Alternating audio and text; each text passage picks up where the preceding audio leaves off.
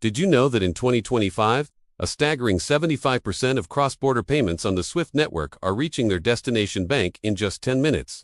But here's the twist. The number one secret behind that speed is hiding in the last mile, and it might just shock you. Stay tuned until the very end to find out what it is. Today, we're digging into what really makes SWIFT fast: the architecture, the innovations, the challenges, and the bold new upgrades rolling out right now. Let's get started. First, a little context. SWIFT, or the Society for Worldwide Interbank Financial Telecommunication, doesn't actually move money. It's a messaging network. When a bank in one country wants to send money to a bank in another, SWIFT securely carries the instructions, confirmations, and status updates between them. It's become the global backbone for cross-border payments, linking over 11,500 institutions in more than 200 countries. Because SWIFT doesn't physically move the funds, its speed comes from how quickly and securely messages travel and how effectively those messages are processed by the banks involved. Over the decades, SWIFT developed standards so that messages are consistent and machines can react faster. But that legacy alone doesn't explain today's incredible speeds. So, what are the foundational elements making SWIFT so fast? First, standard messaging protocols. Specifically, ISO 20022. This modern standard means messages carry more structured data, reducing ambiguity and the need for manual checks. Next is straight-through processing, where messages fly through systems with minimal human touch. As long as the data is good, funds move swiftly. Third, interbank connectivity. SWIFT stitches together a web of correspondent banks, and fewer hops in the payment chain mean less waiting time. Fourth is smart routing logic. SWIFT groups and nets payments for maximum efficiency. And finally, real-time monitoring and tracking, which allows for end-to-end visibility so bottlenecks get flagged and resolved instantly.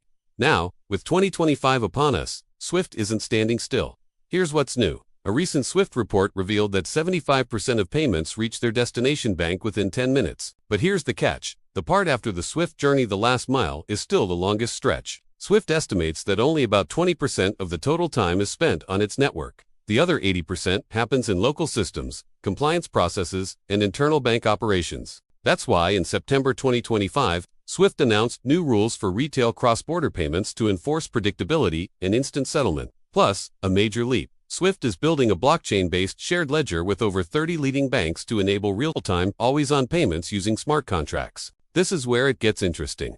We often think payment delays happen somewhere in the middle of the journey, but SWIFT's own data shows most of the lag is at the very end, in the last mile. This is the time after the message leaves the SWIFT network and before the funds actually land in the receiver's account. So what causes this drag? For main culprits, regulatory reporting requirements, currency risk, and local controls. The fact that many domestic banking systems aren't 24/7, and manual compliance checks like KYC and AML reviews. Because of this, no matter how fast SWIFT sends the message, the final settlement can be a major choke point. Let's dig deeper into that bold new frontier, SWIFT's blockchain initiative. This isn't just hype. It's a strategic move to future-proof cross-border payments. The idea is to create a shared ledger that complements the existing SWIFT messaging rails.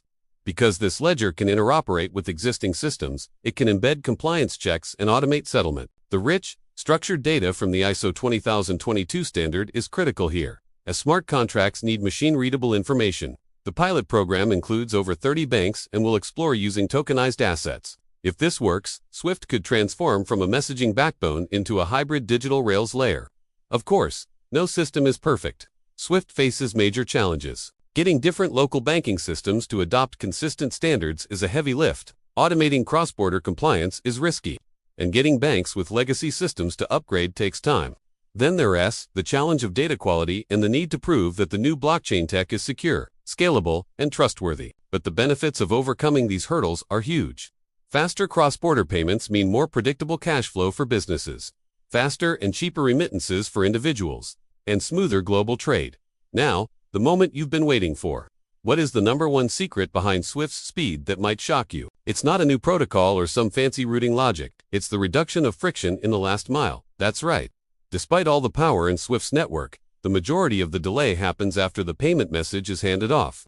Remember, only about 20% of the total time is spent on the SWIFT network itself. The real speed secret is eliminating friction at the endpoints by standardizing domestic infrastructure, automating compliance, and improving local banking rails.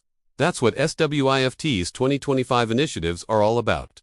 To wrap up, SWIFT is fast because of standard protocols and automated processing. But the real delay is in the last mile. In 2025, Swift is tackling this with new rules, a hybrid blockchain ledger, and the full adoption of ISO 20022 to reduce friction across the entire payment chain.